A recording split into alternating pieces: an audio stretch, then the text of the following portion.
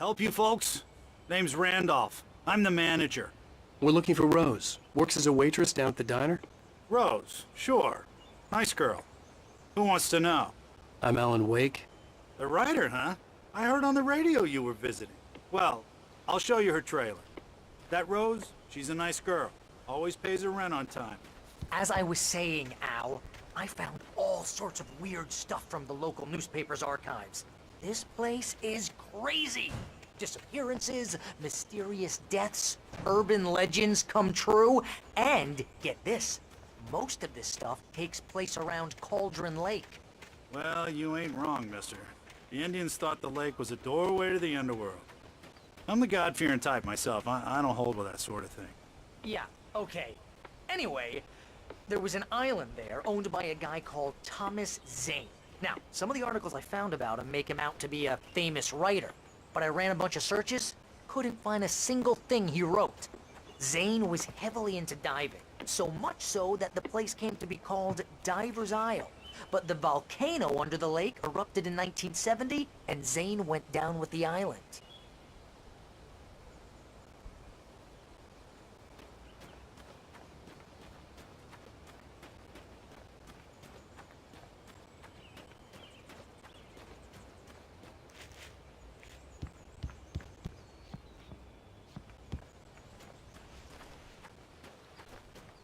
Come on, mister. I'll take you to Rose's trailer.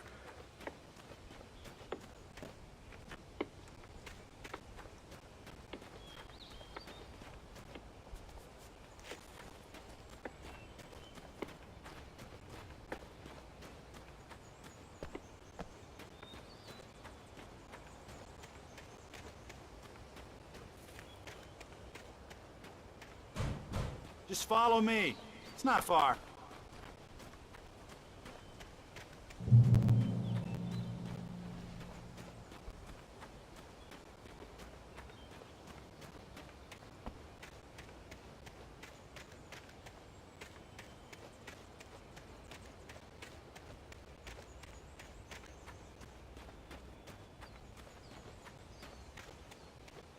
Yeah, how about that?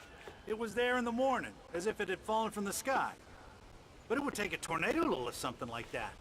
We're damn lucky it didn't crush any of the trailers.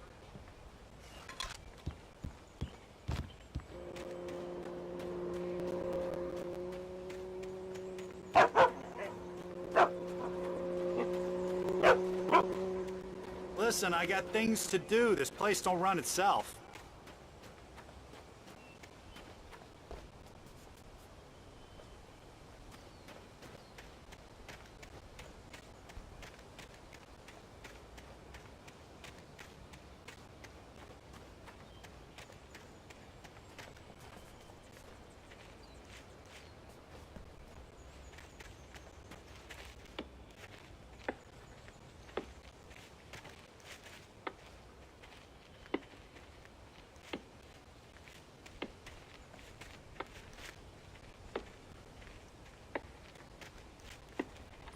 Gets better. A local girl, Barbara Jagger, drowned in Cauldron Lake just a week earlier. They were lovers. Sure, Jagger's a local spook story. The Scratching Hag comes for you in the dark. Childish stuff like that. Anyway, Al, I'm just getting to the best part. All of the articles about this stuff were written by Cynthia Weaver. I asked around, and she's that crazy bag lady you met. What, the lamp lady? She can be a little loopy, but she's not homeless or anything. Yeah, anyway, she knew both Jagger and Zane before they both died, and she had some kind of a breakdown.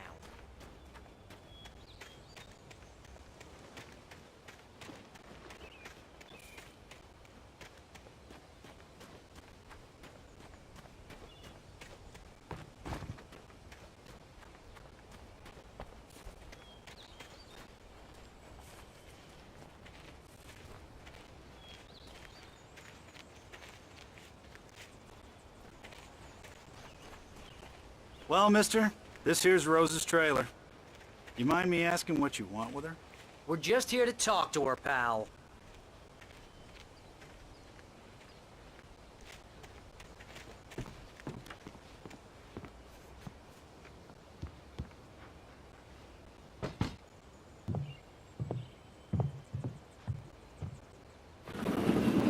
to... Oh dear, Mr. Wake. I'm so glad you're here. Rose, you have my manuscript? Oh. Oh yes. Yes. Please, come in. Hey, this is really good. Rose, Yes, my manuscript. I really need it. I understand. I know what you need. A muse to inspire you. Oh, for Barry? She doesn't have anything. Yeah, hey, Al? Al, what's... Oh... Barry! What? What?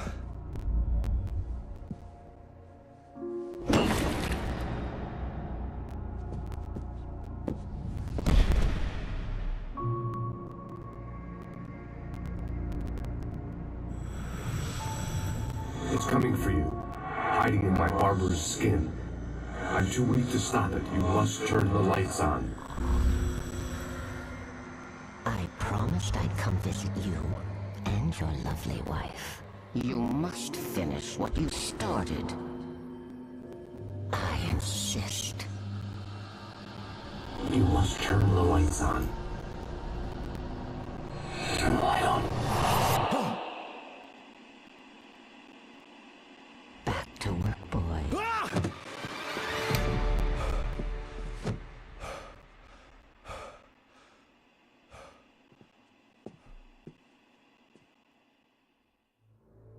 I felt nauseous, hungover. Only anger kept me going. I can't tell reality from dream anymore, but it seems I have an imaginary editor to help me. She's an old woman in a funeral dress. I call her Barbara Jagger. She's very strict. I'm writing faster and faster. My manuscript is being heavily revised. The edits are getting very aggressive, and each day there's less of me and more of her. I hate it, but I know she's right. She promises me I can save Alice this way. She knows more of this than I do. About the complex incantation I'm attempting. About this place. She's worked with another writer under similar circumstances, Thomas Zane. The genre of the story seems to be shifting. It's turning into a horror story. I'm getting close. I can feel it.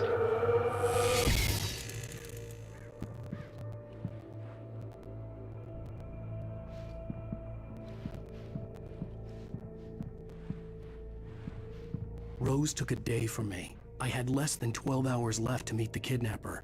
All I could do was get Barry into the car, work something out once I got on the road.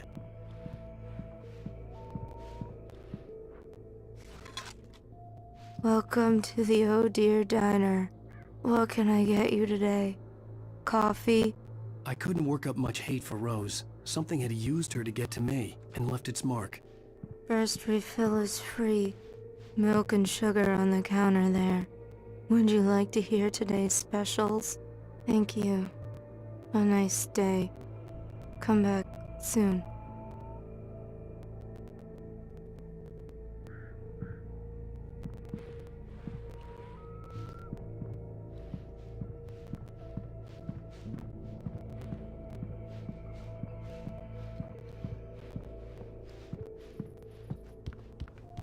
My gun and flashlight were gone. I'd have to find a way to get Barry into the car as quickly as possible. There was no time to waste. Mr. Randolph liked Rose. That little smile she had. How she was still sweet when life had tried so hard to make her bitter. It wasn't any of his business what she did in her trailer. But those strangers, the writer and his smart-ass sidekick, looked like trouble. And they'd been in there for hours, way past her normal bedtime. He reached for the phone and called the sheriff's station.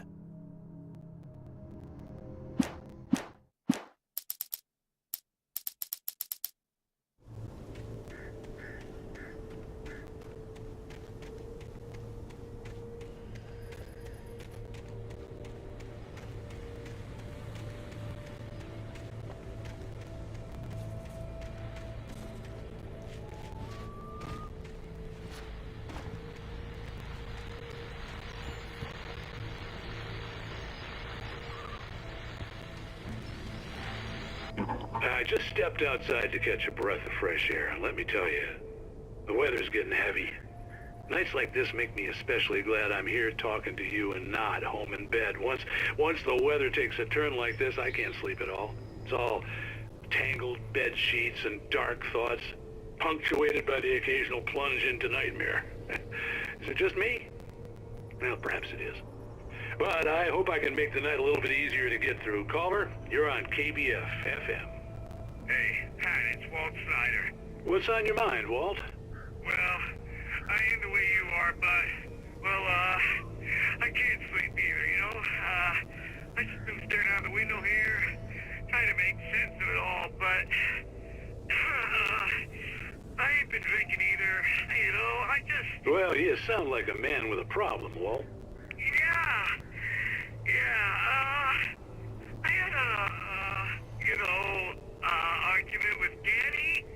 You know, Danny, and, then I got in trouble with the law, you know, and, I'm just, well... I heard something like that, Walt.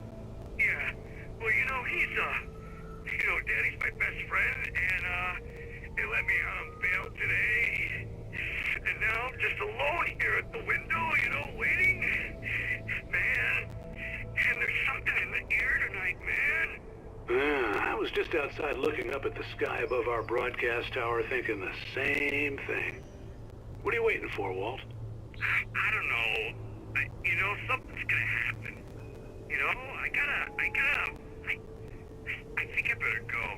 Well, Walt, maybe... No, thanks, Pat. Well, good luck to you, Walt. Hang in there. Let's take a little break, folks. This weather's really something else, huh? How can I be sure that you will walk away? Why do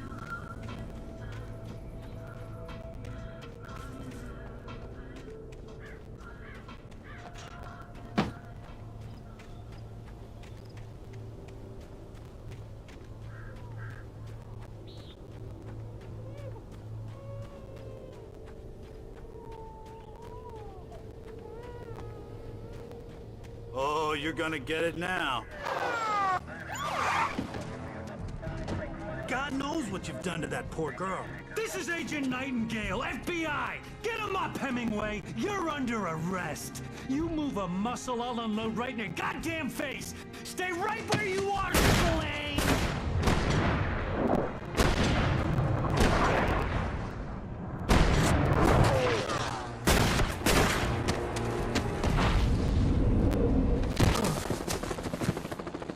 What are?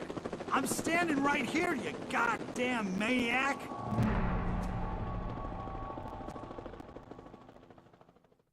I hated to leave Barry behind, but there was no way I'd miss my appointment with the kidnapper. Give it up, miss!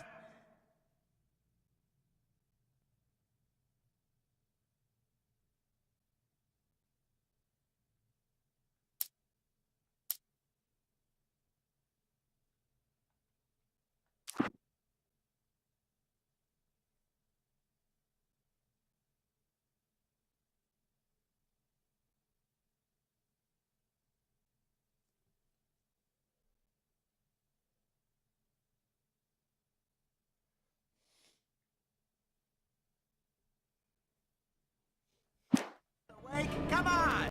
Make it easy! Get after him! Don't let him get away! Move it! Move it! Move it!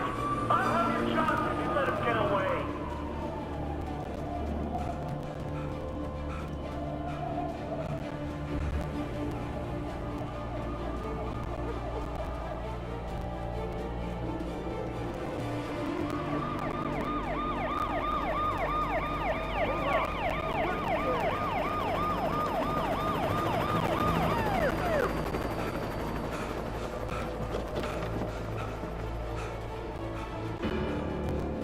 Stop running! Freeze!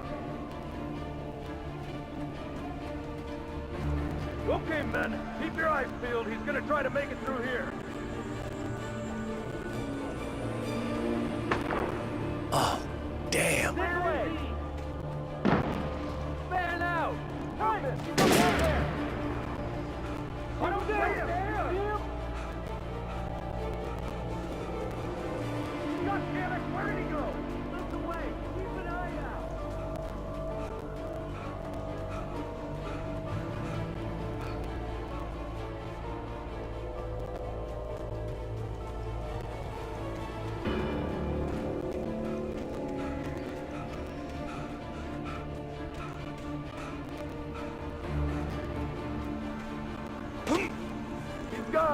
Come on, guys. We need to head him off.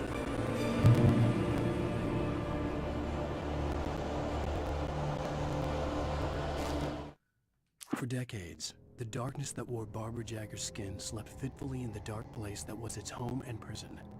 It was hungry and in pain. It dreamed of its nights of glory when the poet's writing had called it from the depths and given it a brief, terrible taste of power and freedom. The rock stars had stirred it from the deep sleep the poet had sunk it back to in the end. When it sensed the writer on the ferry, it opened its eyes.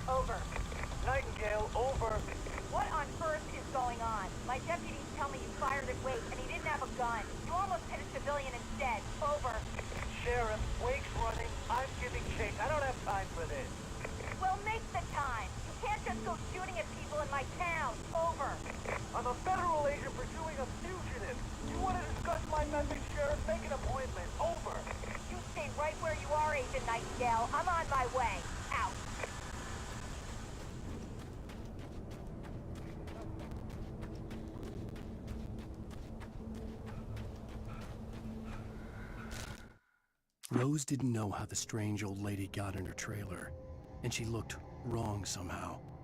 The woman showed her teeth in an approximation of a smile and traced a finger down Rose's cheek. "Pretty girl," she said. Rose felt as if she was falling asleep, but her knees didn't buckle. The crone spoke in a whisper, her words ice cold and dark in Rose's ear.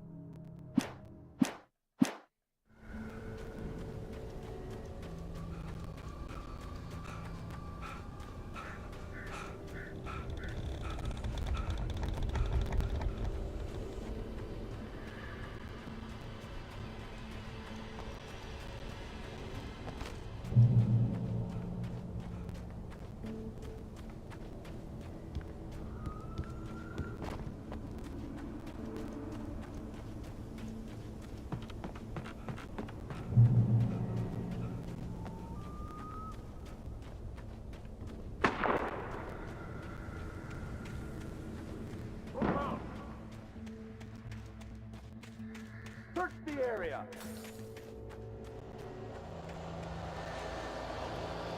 Stay sharp. This way. Over here.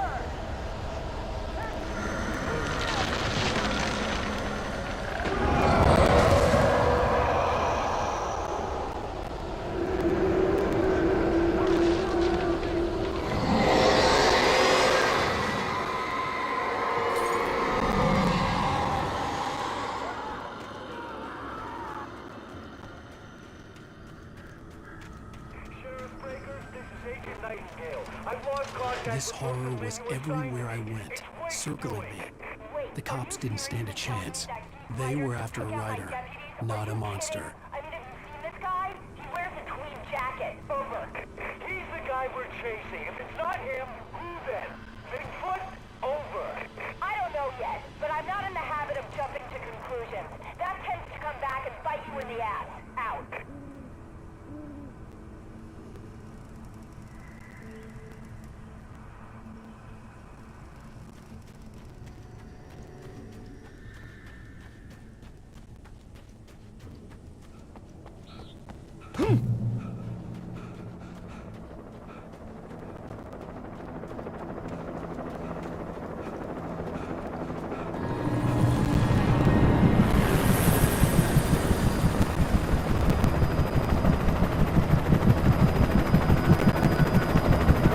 You on the ground. Hold it right there. There's nowhere to run. Freeze!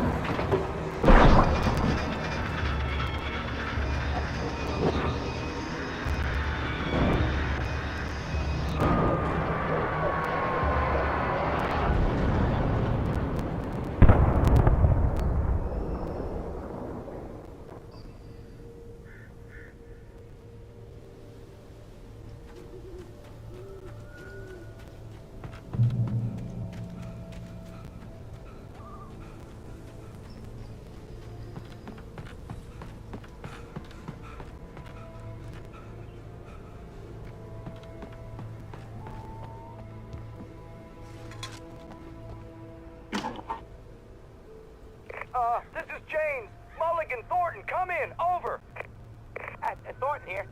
James, we got both Wheeler and Rose in custody. They didn't put up a fight or anything. Why, they were... Hey, what are you... Come on! Sit down and give me that. James, Mulligan here. Over. Go ahead, Mulligan. Over. We got Wheeler and Rose here. Wheeler's drunk or hopped up on something. Speaking of which, that Fed had a pretty distinctive whiff of Otis Scotch about him, if you know what I mean. Over. I don't have anything on that, Deputy Mulligan. Over. Well, whatever. Anyway, Rose is just being plain weird here. You better get Doc in to take a look at both of them. Over. Gotcha. You better get them here quickly. The, Fed's gonna want to interview Wheeler. Over. Oh, yeah, I bet he does. Looks like they have a lot in common. Mulligan out.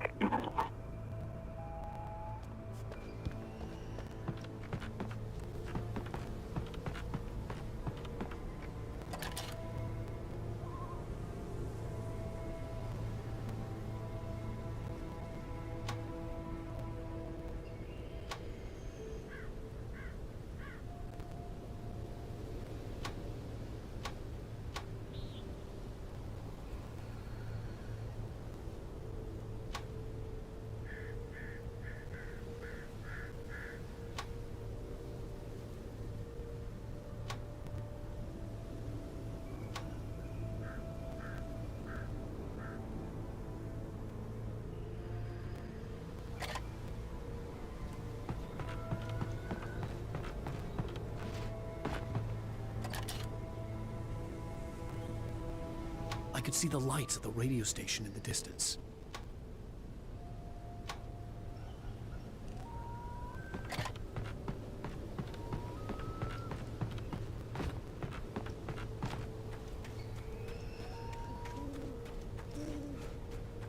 I imagined that the broadcast tower in the distance was part of the local radio station.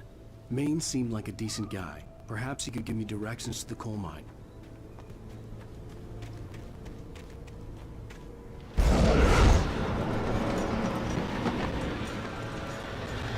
Unnatural shadows clung to the gate. The darkness that was after me was trying to stop me. I wouldn't get through without a light.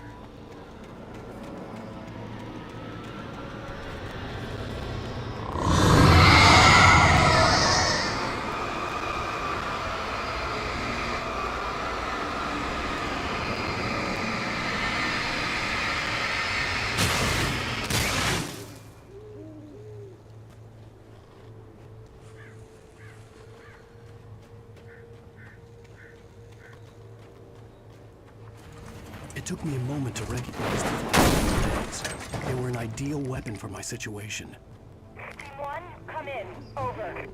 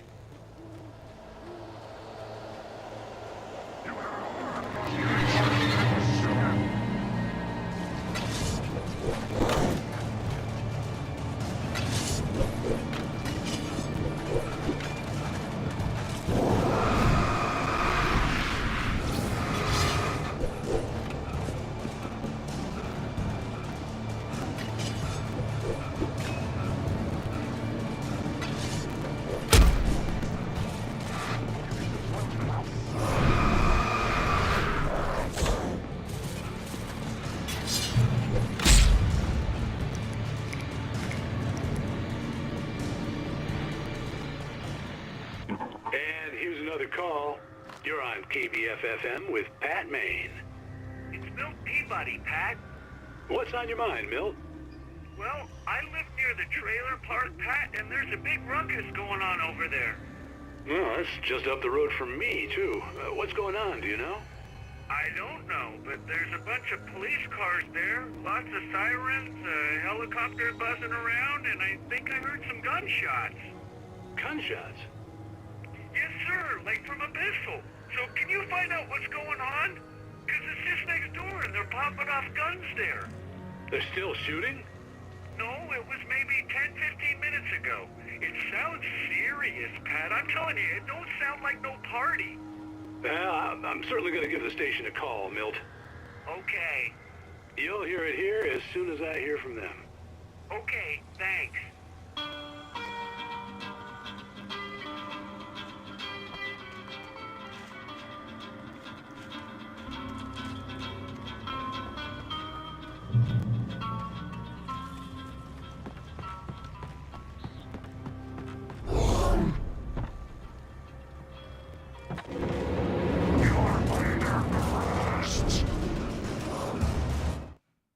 Touched by the dark presence, Rose was lost in a dreamland where everything was drawn in black and gray crayons.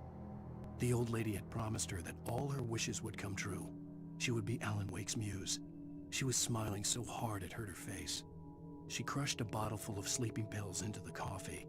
Deep down inside, she was screaming in terror.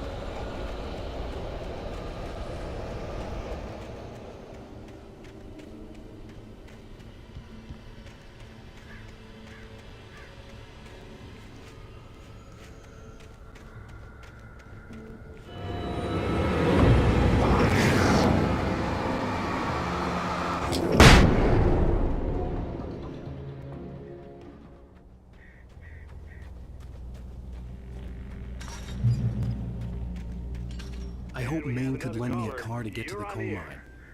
Pat, it's Lorna Miles. Oh, why, hello, Lorna. What do you have for us? Oh, I just don't see why.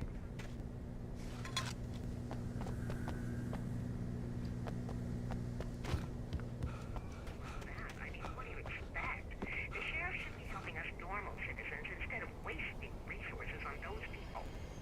Well, You'll have to try to sort themselves out. I'm sorry, but my granddaddy settled in Bright Falls in 1911. well, thank you very much for that compassionate viewpoint, Lorna. Oh, here's a little surprise. The famous writer Alan Wake just walked in. Folks, I'm going to see if I can talk him into an interview. Come on in, Mr. Wake. Oh, I'm so glad you could find the time to do this, Mr. Wake.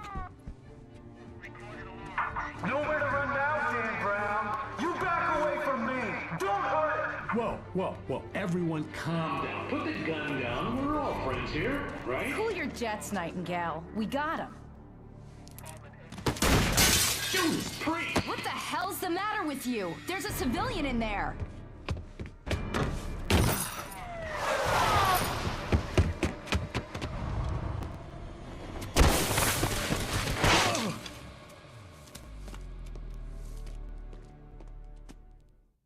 I'll get you yet, even if it kills me. You hear me? You hear me, H.P. Lovecraft? I had fallen off so many cliffs it was ridiculous. That's what you get for naming a book The Sudden Stop. It was probably good I hadn't had the chance to tell Maine where I was going. I'd have to lose the cops and find my own way to the mine.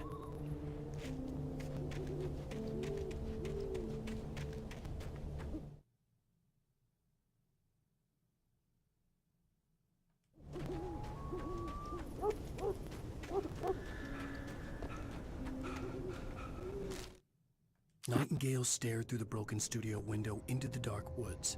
He turned around, started to walk out, but Maine grabbed his arm. "Young man, you almost shot me. You don't shoot off rounds at people like that. What's the matter with you?" Nightingale shook his arm free, marched out. His cheeks burned with rage and humiliation.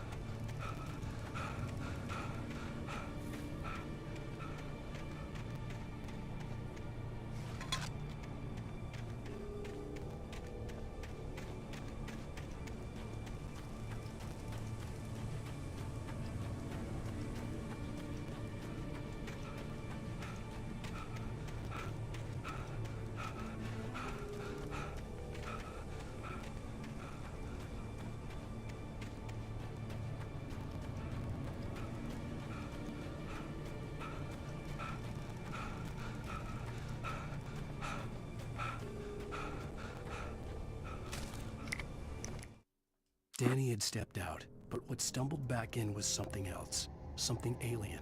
A monster. Walter tried to kill it, first with his fists, then a chair. It wouldn't die. Instead, it kept coming, unaffected by the beating it had taken. After Walter managed to kick it down the cellar stairs, fear took over. He ran, got behind the wheel, gunned the engine. The booze wouldn't make him forget.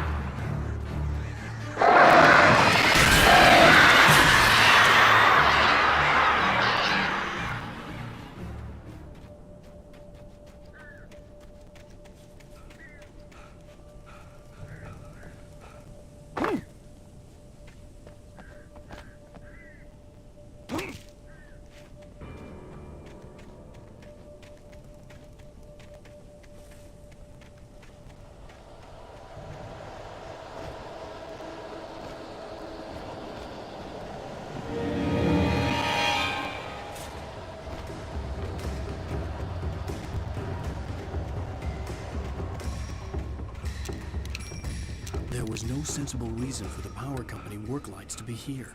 It was almost as if they'd been left for someone like me to use.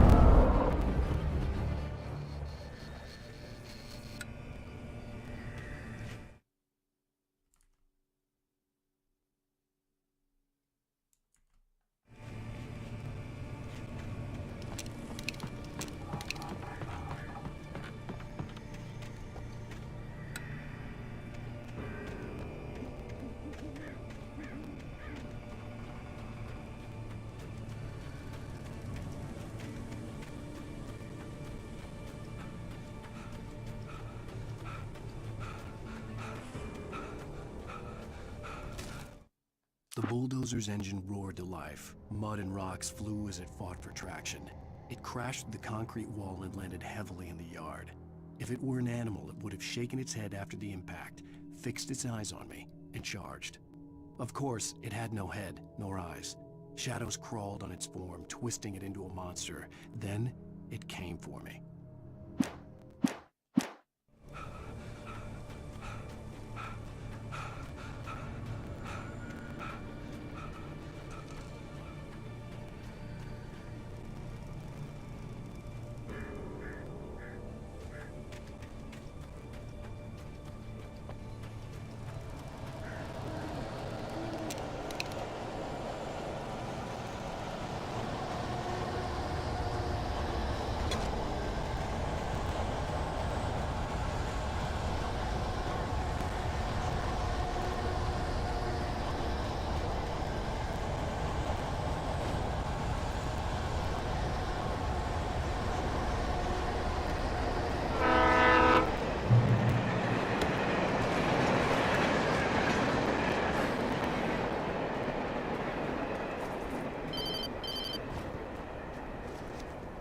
Hello? The most stubborn man I've ever met. Alice? Alice? Alan, I'm so afraid. He keeps me in the dark. Please help me. I look at you, Alan, and it's not you. Something else. Looking out from behind your eyes. Alice, I'm here. I'm so alone here. It's all gonna go to hell. You need to be careful. Cooperate. The connection had been terrible, but that wasn't the only thing that hadn't been right with the call. She sounded wrong somehow, but she had called me. The pipe wrenched itself loose from the bridge's steel framework. Wrapped in darkness, it floated in midair, twitching. For a moment, I didn't understand.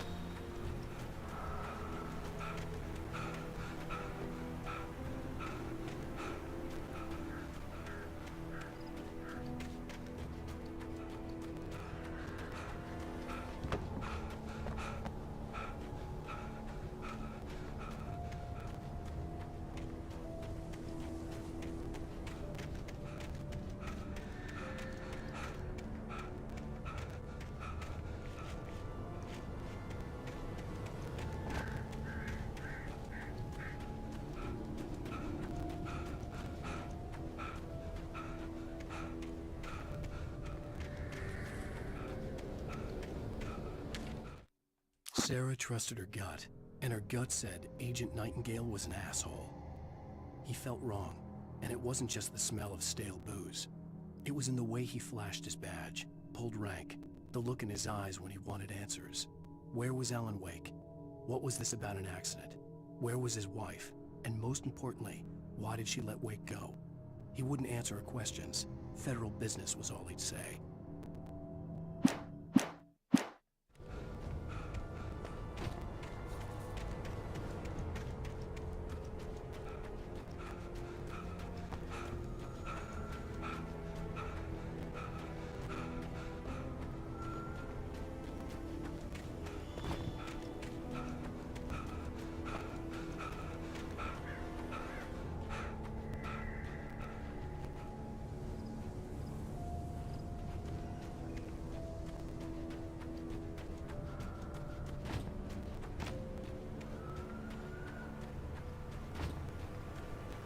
I could see a railway bridge up ahead, and a warehouse of some sort on the opposite shore. I hoped I could find a car from there.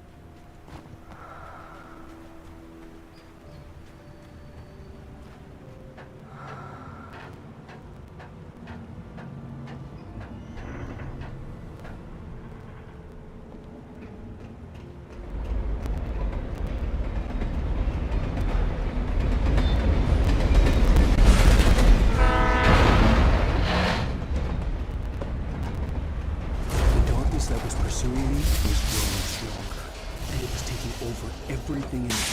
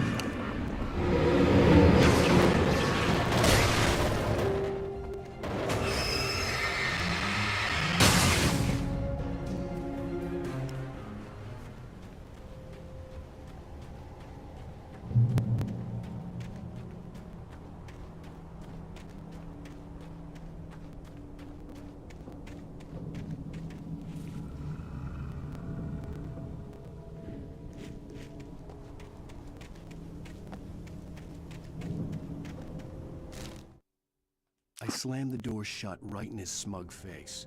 He pleaded for me to open the door. True to form, the asshole actually thought I would obey. I had no sympathy left, no guilt either, not for him. I took a moment to savor the scream. I bet I had a smile on my face. It was all that I had time for. The dark presence was inside the lodge with me.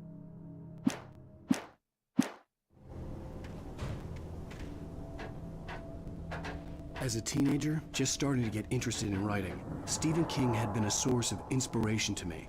I thought about all the inanimate objects that had come to life in his books. No one is safe in a good horror story. Certainly not the protagonist. That's what makes them fun. This was anything but. The darkness could possess anything, and it was getting closer.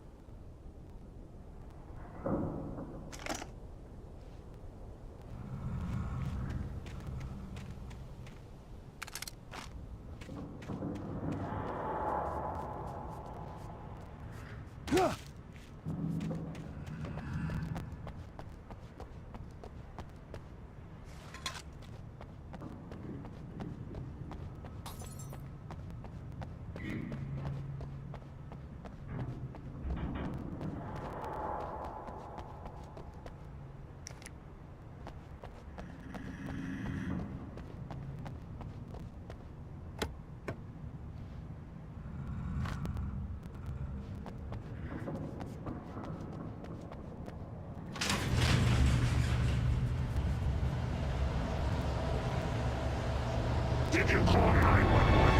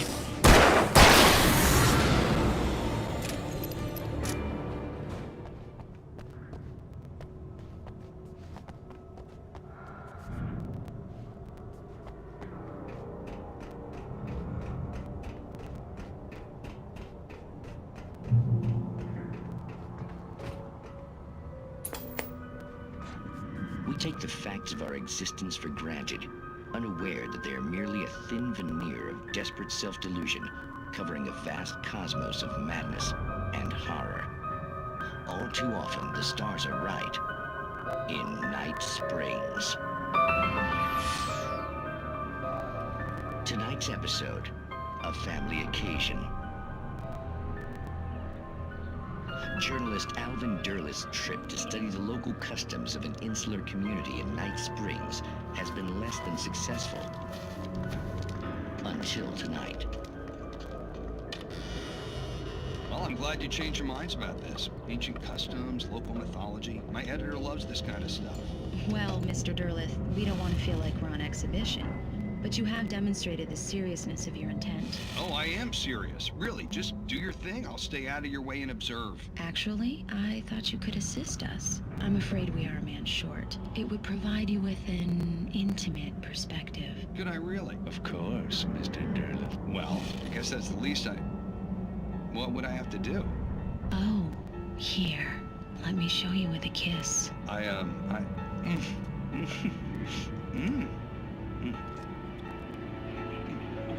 What did you...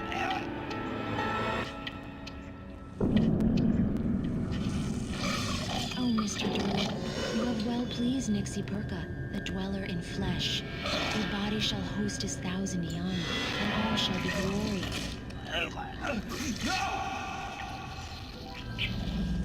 Shh, darling, be calm. Shh. Alvin Derleth learned a harsh lesson. If you go looking for mythology, it may come looking for you. And such quests always bear fruit. In Night Springs.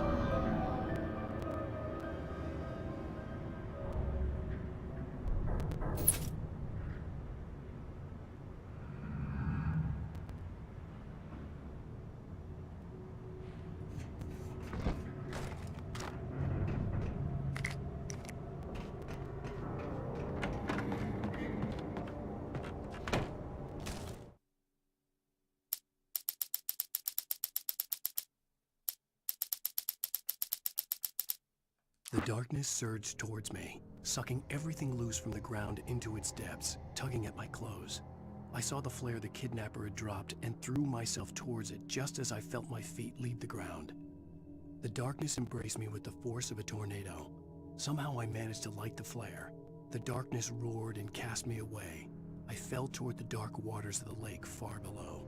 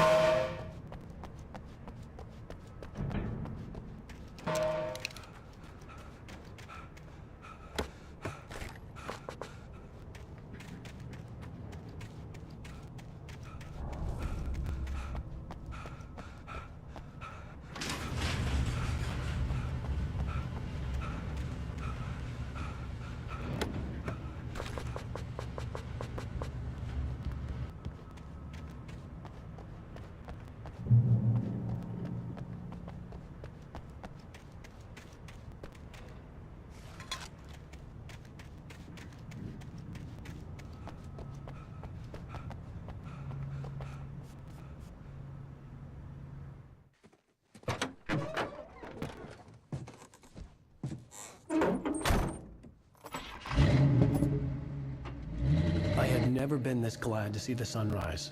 I had a couple of hours to get to the coal mine.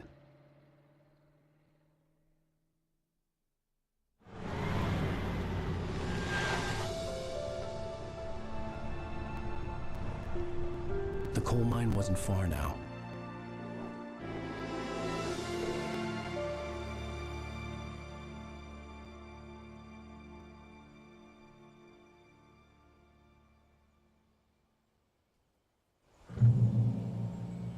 Today, I would meet the kidnapper, and he would give me Alice. I wouldn't give him any other choice.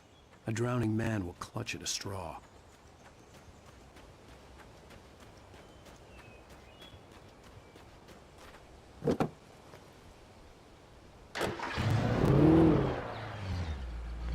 Little by little, without realizing it, I'd come to believe that the story in the manuscript was coming true. The current of its narrative had taken me deeper and deeper into dark waters. Alice had been taken from me. Barry was probably in jail. I was a fugitive from the FBI. The whole world taken over by the dark presence was trying to destroy me. It all felt real, but it matched a textbook case of insanity. Even during daytime, I was being stalked. The bridge must have collapsed only moments after I'd crossed it.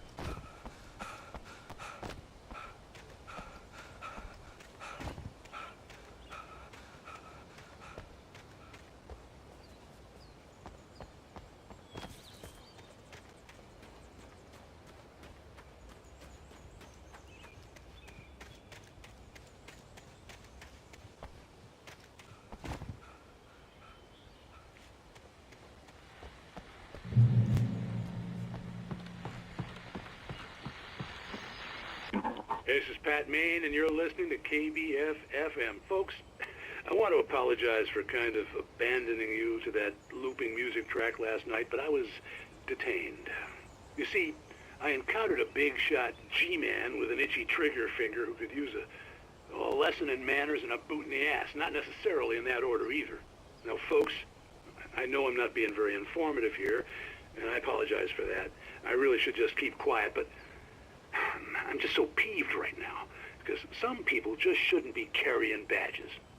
I'm just glad that our Sheriff Breaker was there to straighten things out. And if someone I met last night is listening, let me just say, I'm sorry if my mouth got you in trouble. I'm pretty sure you're not the bad guy here. Godspeed, son. I hope you know what you're doing. Now, on a lighter note, I'll be talking to Dr. Nelson all morning. But first, a little music.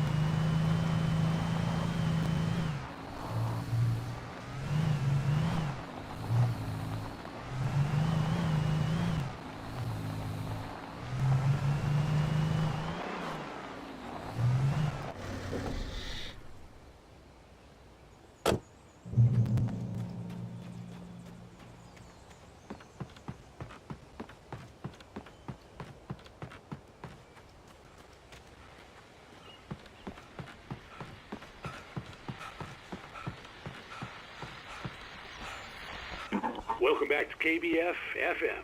Hope you enjoyed that tune. Now, Doc, you were talking about life and finding that special someone, that soulmate. Well, you were talking about that. I was saying I don't buy it. Well, see, to me, that's strange, because I always pegged you as a hopeless romantic. You got me there, Pat.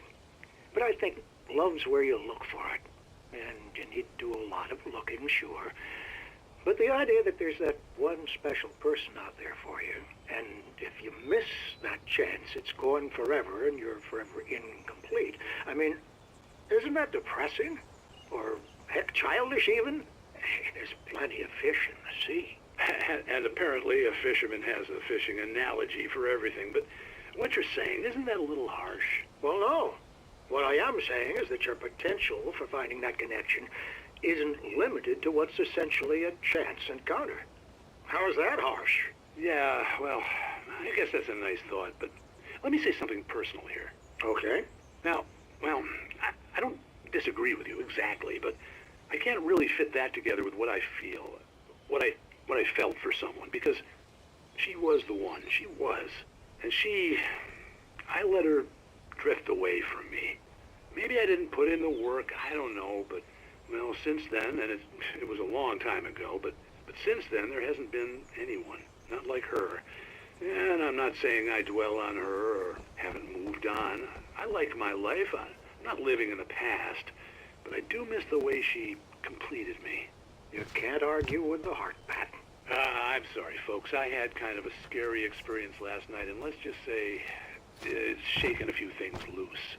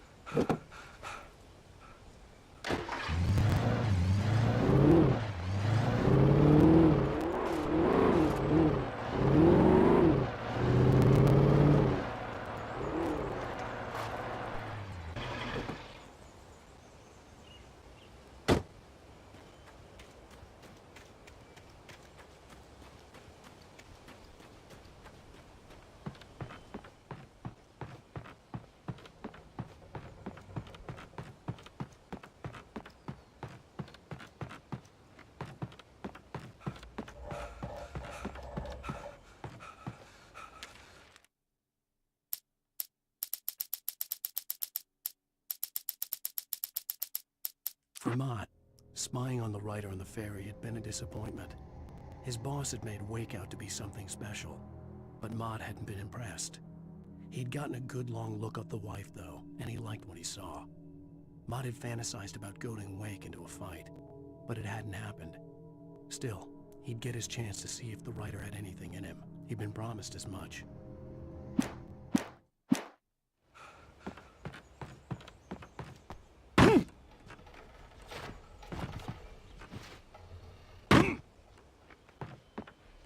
I was early. I was supposed to meet the kidnapper at noon in the main building. The coal mine was quiet. It was a museum now.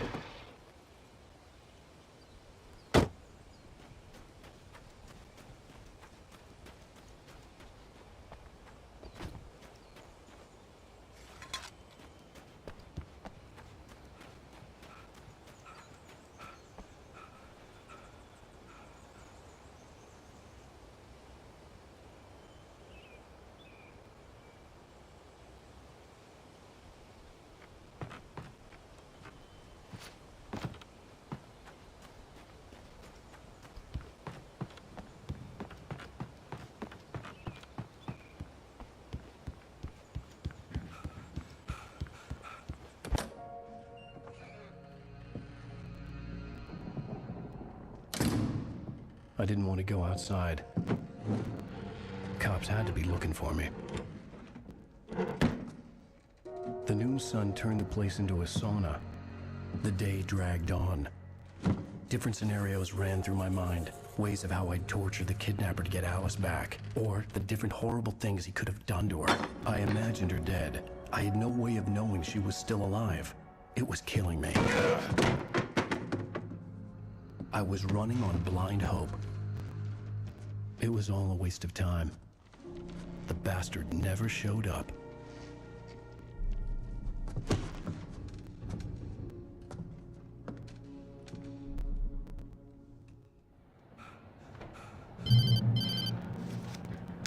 Wake! Where the hell are you? Change of plans. You know where Mirror Peak is? It's a big mountain north of where you are. You follow the path from the mine, you can't miss it. There's a lookout point there. I'll be waiting. I'm through being jerked around by you. You want to see your wife alive? Because if you do, you better watch what you say to me. Do we understand each other? I want to talk to Alice. Yeah, and I want the manuscript. Don't keep me waiting, Wake. Hello? Hello! Ah! I'm gonna kill him! I had to get to Mirror Peak.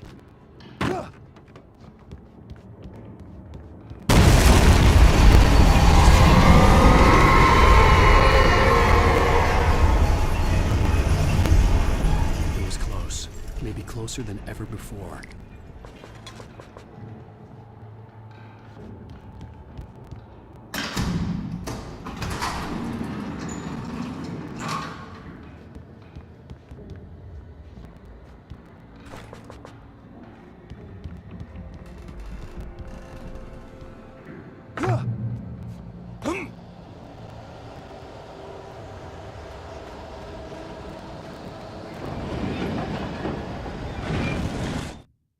When Thomas Zane fell for Barbara Jagger, it happened fast.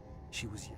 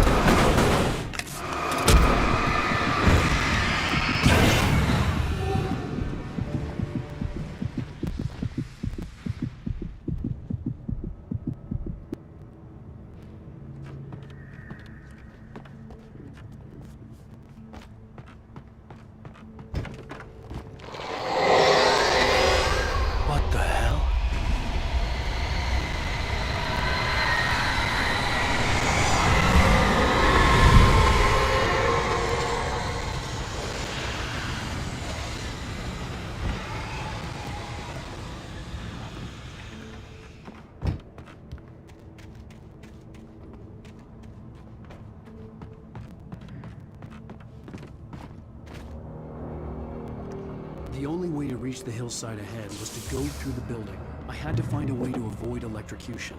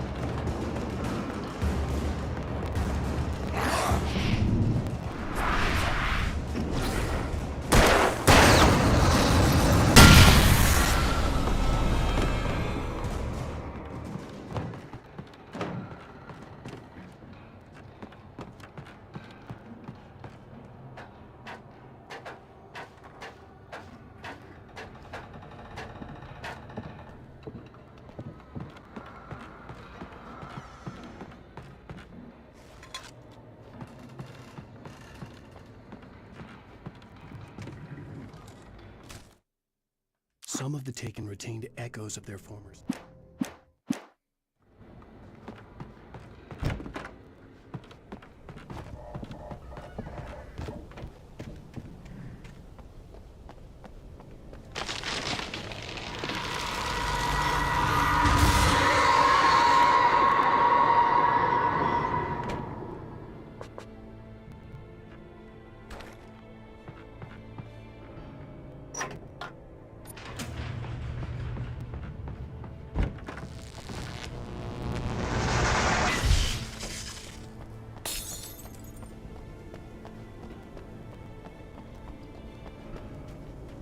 There was no way the flashbang grenades were standard power company equipment.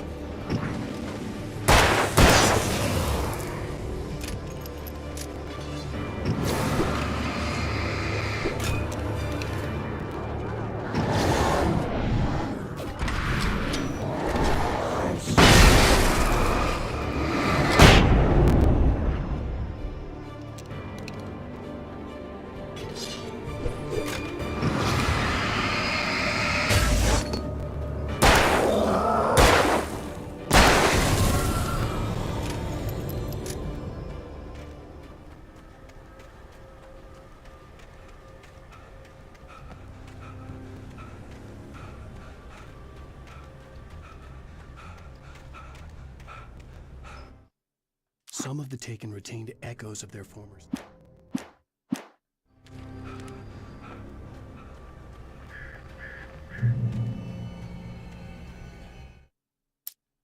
I stared through the bars of the jail cell. Barry stood behind me, swaying on his feet, looking as ill as I felt.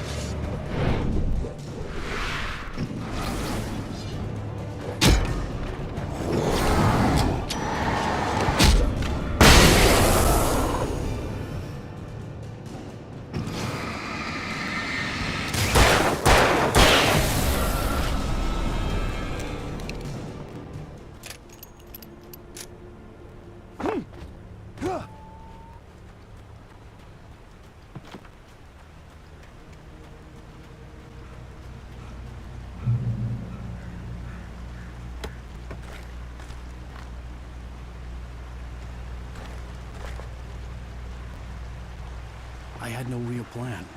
I was going to give the kidnapper all the manuscript pages I had for Alice. If that wasn't enough, I'd hold him at gunpoint and make him talk.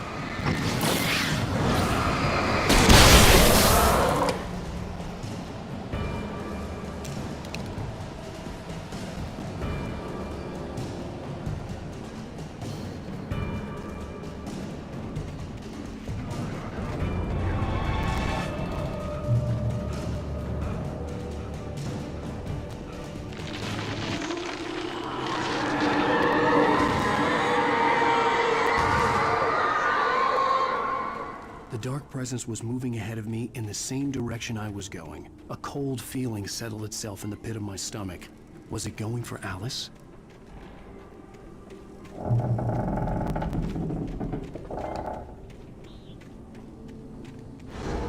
The graveyard shift may cause cancer.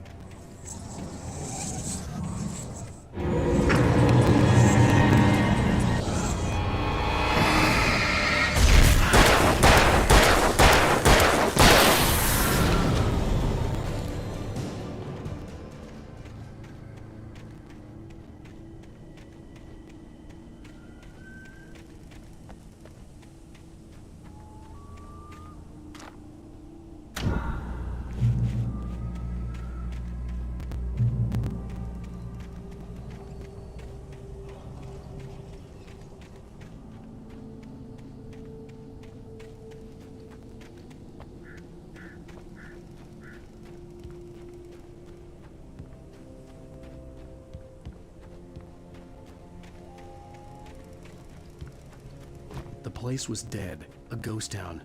Had been for decades, maybe a century.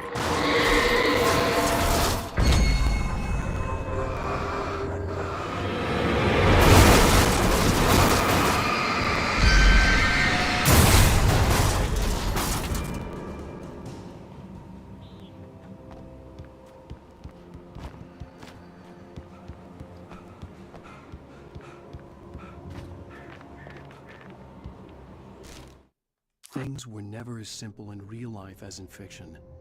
I had lost count of the times I had wished there'd be a...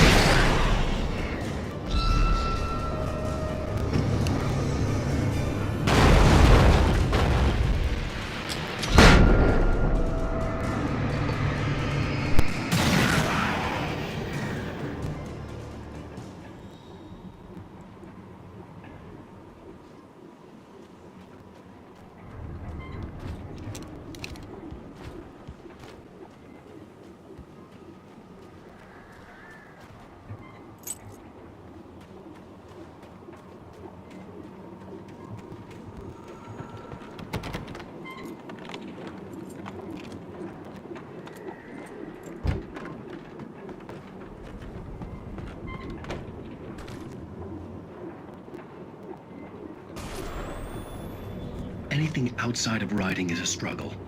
I feel ill. I managed to make my way downstairs. There's a shoebox filled with books and papers by Thomas Zane. It's very hard to focus, but I managed to read some of it. He's a poet, and a good one.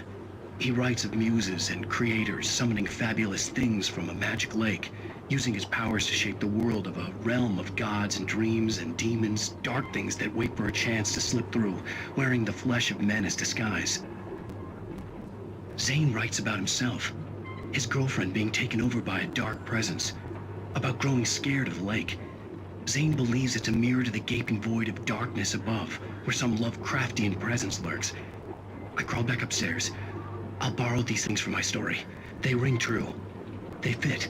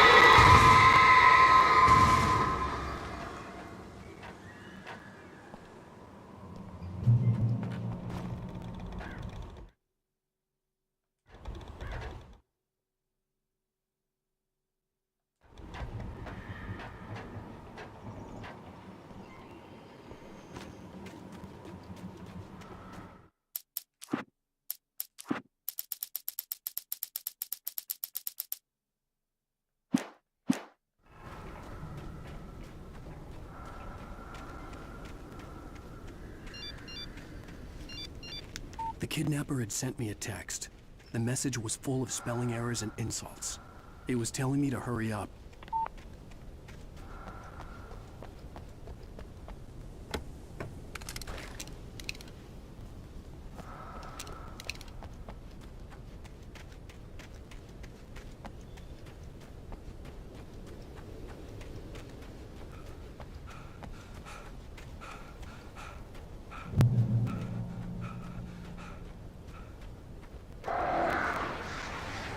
Birds.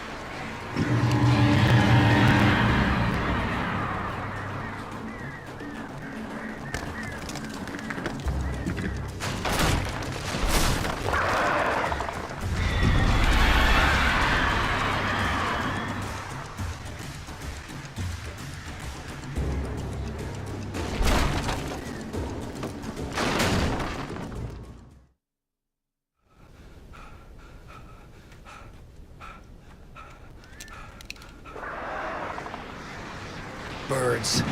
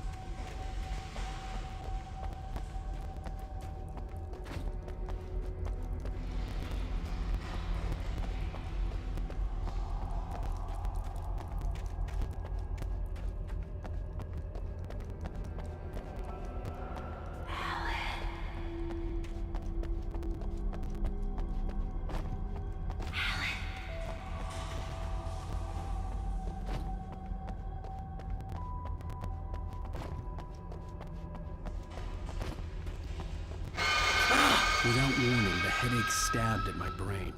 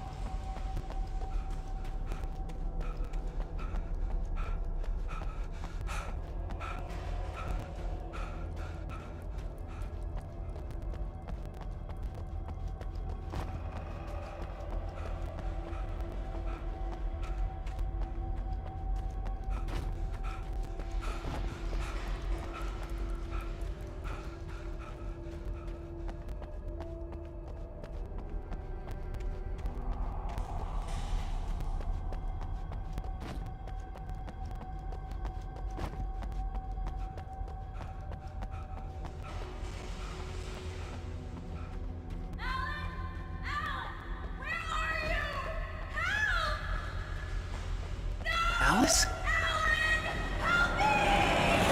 Alice!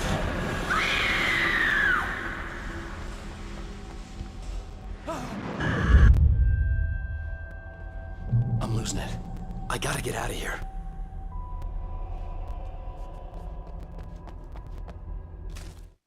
The hunters were big, thick-set men, confident and at home in the woods. They were feeling good, running on beer, ghost stories, and camaraderie late into the night. It did them no good, as they were taken by the dark presence, sucked deep into a darkness far worse than any ghost story they ever told or heard.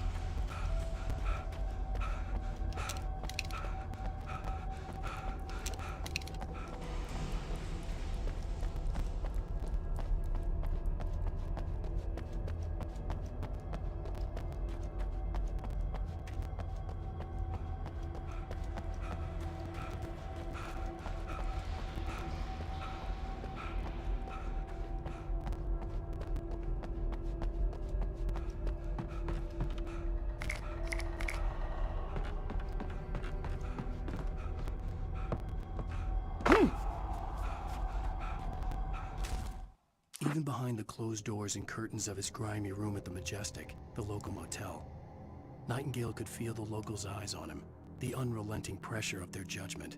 He forced it out of his mind. For all he knew, they could all be under Wake's spell already. You do what you have to do to get the job done. He took comfort from the bottle in his hand. Please, he thought, just let me get through this.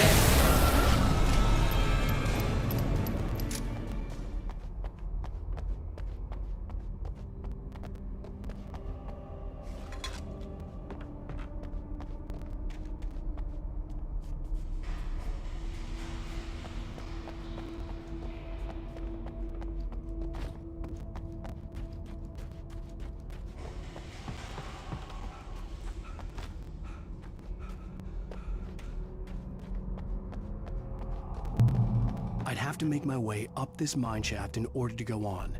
Maybe the machinery could help me with that.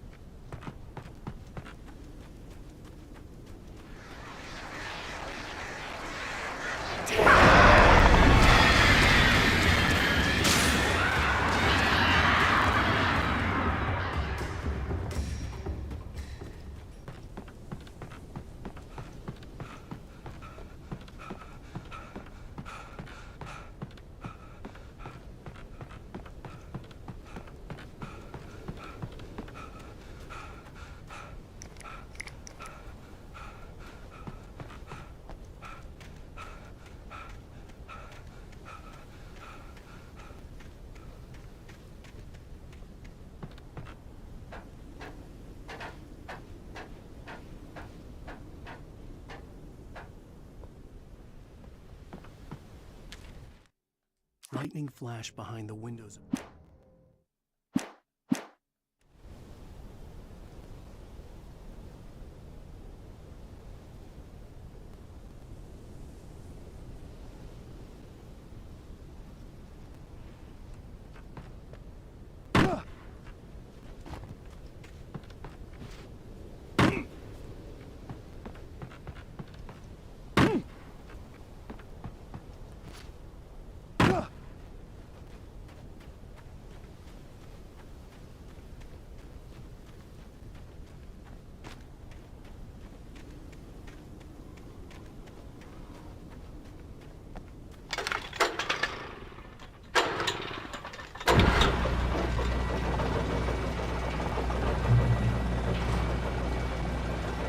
Oh, great. Another cable car.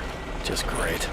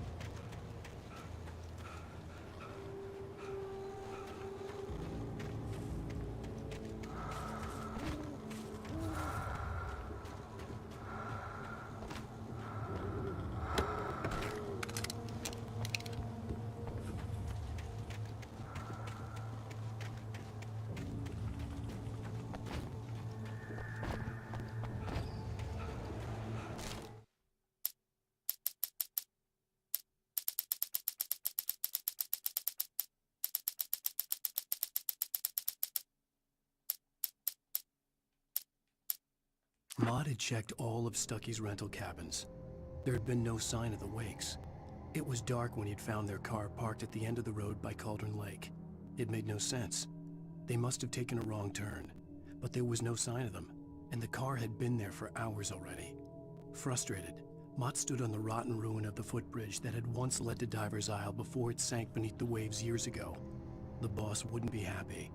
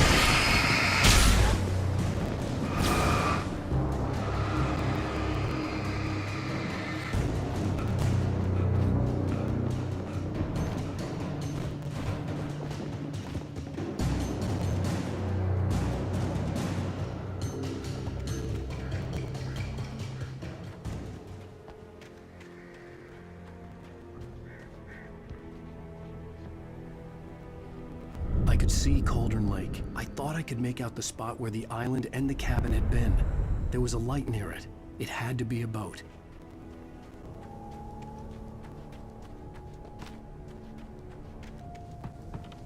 I was close now.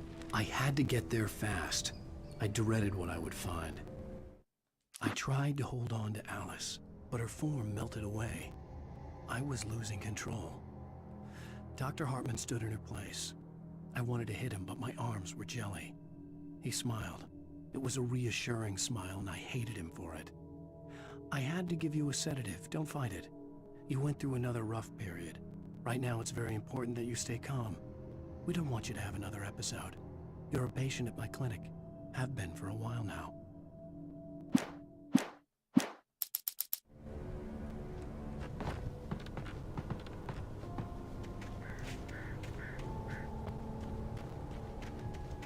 Wait! Are you? Wait! Hey, I'm here! I'm coming! No! Get away! Sorry. Please, lady. The boss didn't know who he was messing with. I didn't know. I swear I didn't know. We don't have his wife. We don't know where she is. She's probably drowned. We just said we had her to make a play ball. You see? To get him writing for us. Please. Please. Oh. I'm sorry.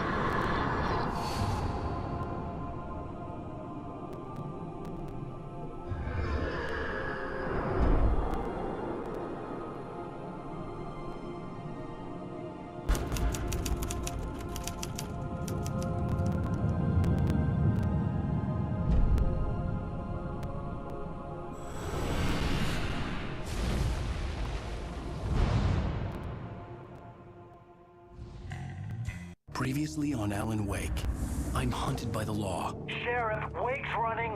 I'm giving chase. Are you seriously telling me that writer just took out my deputies? A thriller I supposedly wrote is coming true. The genre of the story seems to be shifting. It's turning into a horror story. I was told that Alice had been kidnapped, but that was a lie. We don't have his wife. We don't know where she is. Her purported kidnapper was eaten up by the dark presence before it attacked me.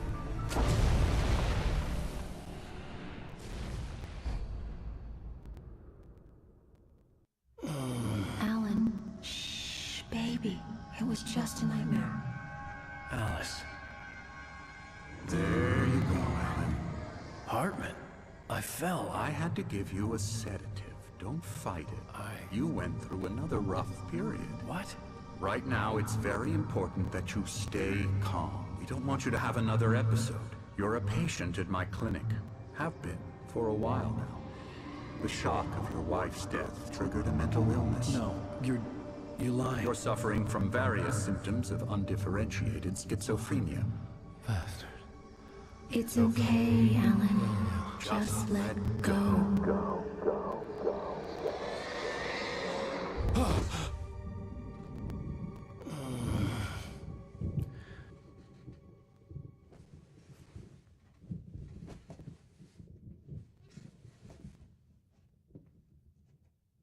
I felt groggy.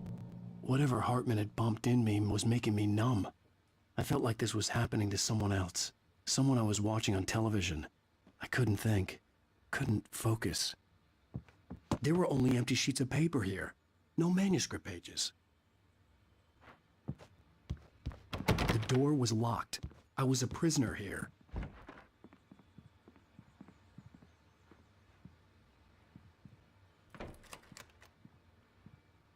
Good evening, Alan. Are we feeling better now? Feeling calm? Yeah. I see you brought your pet gorilla with you. So sure, I'm calm. I get the message. Loud and clear. Quite right. That's the spirit. You're being very brave, Alan. I understand you're confused. I would be more concerned if you weren't suspicious of me. I don't blame you for it. Big of you. Now, why don't you come with me? We'll reacquaint you with my clinic and go over everything you might have forgotten. Little walk and some fresh air? Yes, it will do you good. This corridor is for patients. Most of them aren't here right now. Jack took them out for a fishing trip, except for the ones who are particularly vulnerable, of course. I encourage creativity as a part of the recovery process here at Cauldron Lake Lodge. I specialize in treating artists. I bet you do. Splendid, Alan. I honestly believe we can get this thing under control if we work together. This way, Alan.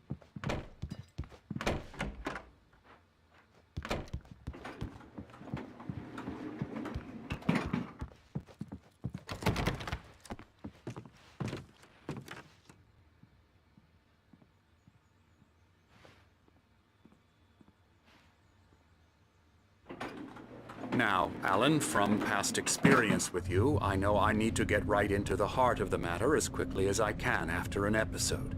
So I'm just going to say this. Alice is dead. No. You're in a very vulnerable state until you understand and accept this. Alice drowned, and you couldn't face that. You're suffering from hallucinations, paranoid delusions, unusual thinking, an obsession about light and darkness, a feeling that everything revolves around you, your thoughts and dreams. Your mind has constructed an elaborate fantasy scenario in which your writings are affecting reality. She has been kidnapped and supernatural forces of darkness are trying to stop you. We go this way, Alan. I wasn't ready for another shot, so I went along with it. He had to be lying. But under the influence of the drug he had given me, I had to fight not to believe his words.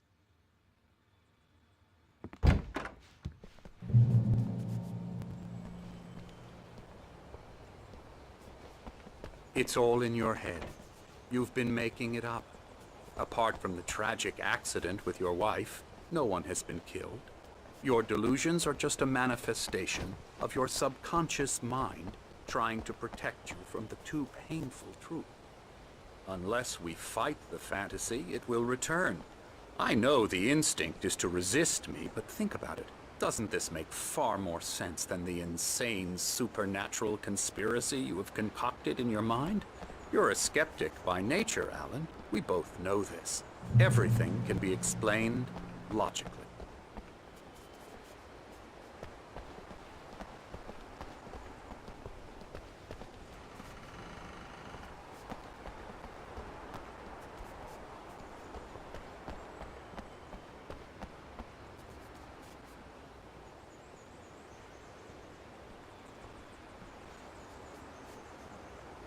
I never get tired of this view. Very inspiring, isn't it? Cauldron Lake spread below us. I could see Mirror Peak on the other side of the lake. I thought I could make out the spot where Diver's Isle had been when I arrived with Alice. Now there was nothing but waves. It seems there's a storm coming. Funny, I don't recall there being a mention of that in the weather forecast. Well, no matter. This way. Follow me. Alan, what I'm telling you is good news.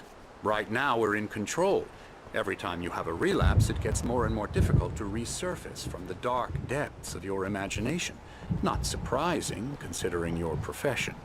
Imagination is what you work with. After all your nightmares, this should come as an immense relief to you. If it doesn't, why is that? Because I'm lying? Or because you don't want to admit that you're not well? It's very natural for you to think of me as your enemy. It's part of the illness. I let him talk. After all, Hartman I'm the one obviously trying loved to his bring own you voice. out of the world His you've words echoed constructed for madly yourself. inside my head. But I can't I dug do my it nails by into the myself. palms of my hands to stay focused. You need to work with me. Once you accept that, we can begin the journey towards your recovery. Come along. Let's go inside.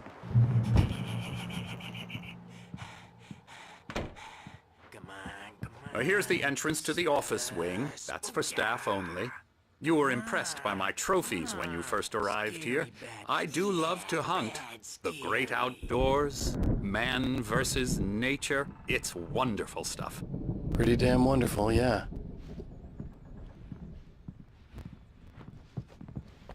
Scary, scary, scary.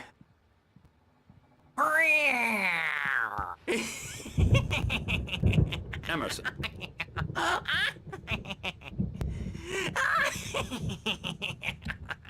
I'm a real bad dream, mister. You should be afraid of me. Don't want to run into me in the night, that's for sure. Please, Emerson. Mr. Wake is confused enough as it is. Yeah, you'd like me to go away so you won't be scared. But you can't just decide what kind of dream you have or when you have it. Emerson. Okay. Sorry. Boo. La la la la la la la la la la. Oh, hello. I've painted you. Okay. I was just struck by inspiration a couple of days ago. Dr. Hartman wanted me to paint landscapes, and that's what I was doing. But now I've been doing these things. Alan, please, this way. Come, Alan, this way. Now, you might have noticed the typewriter in your room. You've been writing as a part of the therapy. As soon as you feel up to it, you should continue.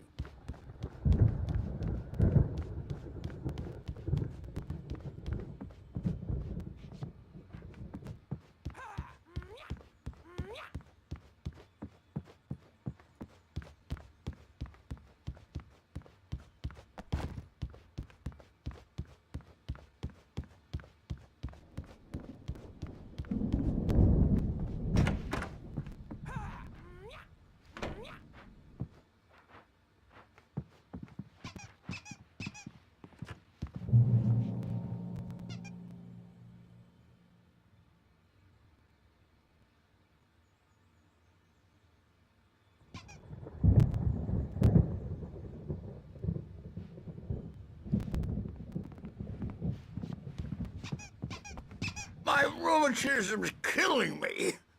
There's a storm coming. Oh, what a storm. I hope it wipes this place off the face of the earth. And these two are the Anderson brothers, Odin and Thor. They had a, how should I put this, a heavy metal band in the 70s and 80s called Old Gods of Asgard. They even adopted new first names to complete the image of Viking gods. After the band broke up, they lived on a farm nearby. They are, well, in advanced stages of dementia. They're well cared for, TLC and all that. There's nothing more that can be done. I'm afraid that the rock and roll lifestyle has left its mark. Oh, that won't do. I'm so sorry to cut this short for now, Alan. The power has been acting up. I'd better go check on it. We'll continue this soon. Meanwhile, when you feel up to it, return to your room and try to write. It really is for the best. Don't you think? I'd like to bash his head in with a hammer. Oh, he'd love to fish out our secrets, but he has no clue. He's not crazy enough. Not crazy like us, Sonny. Yeah! Being crazy's a requirement, Sonny. Who else could understand the world when it's like this? It takes crazy to know crazy. That's the sanest thing I've heard in a while. Sane! You're all right, Tom. Hey, we like him, don't we, bro? He's got to go to the farm. The Anderson farm. Valhalla! We wrote it all down, lest we forget. A crash course. All you need to know to get your head right. You need to find the message. Here, Sonny, here's something for you. Gave me a rash, but I kept it safe from these bastards.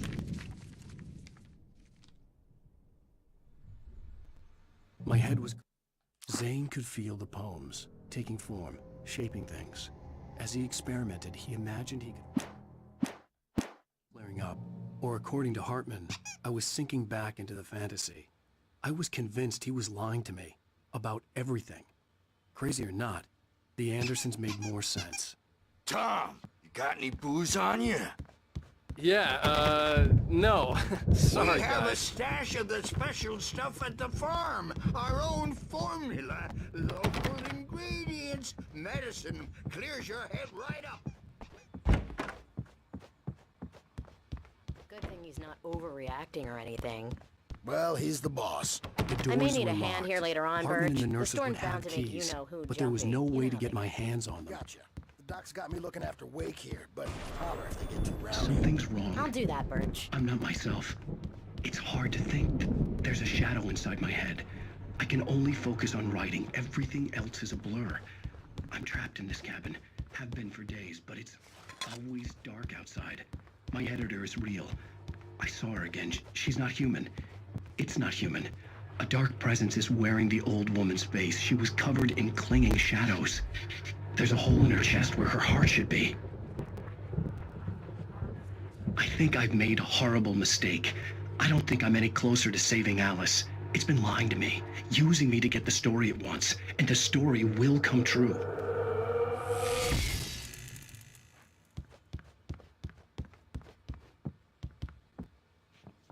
Hey, Wake.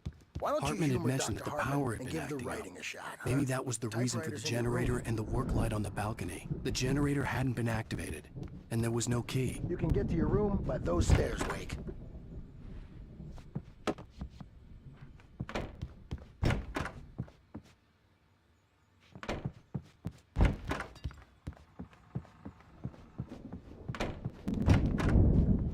Hartman wanted me to write.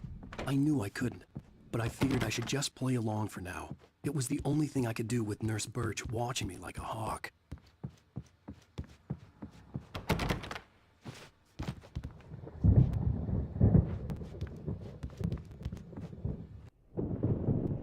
The white glare of the blank page in front of me hurt my eyes. My hands began to shake uncontrollably. Everybody calm down. Put that down. Bert, I need help. Hey, Wake. You stay here. I'm gonna go see what's up. You just keep doing what you're doing. Be cool, okay?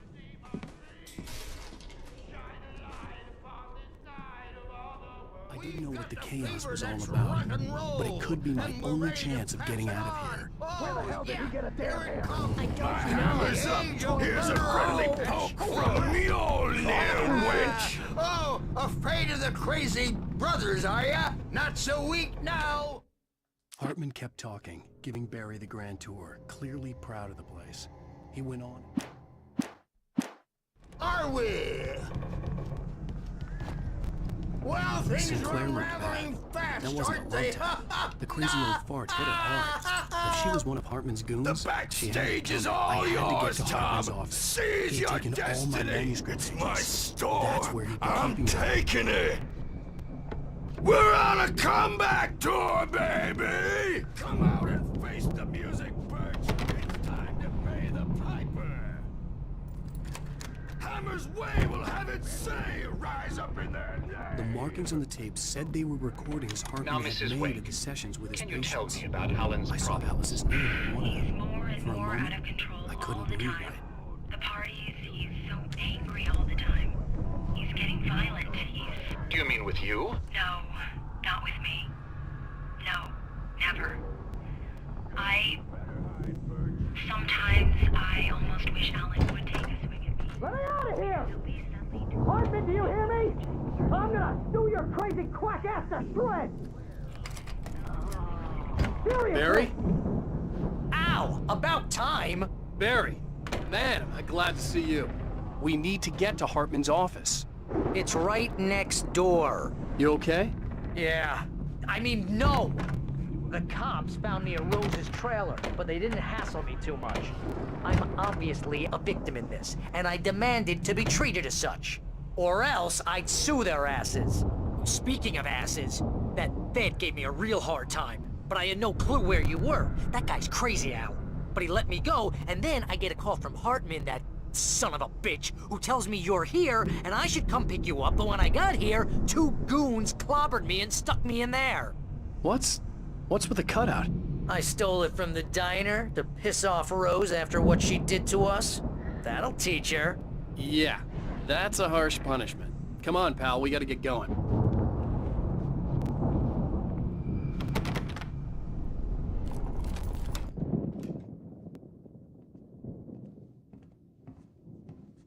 These were all the pages I had on me. And more.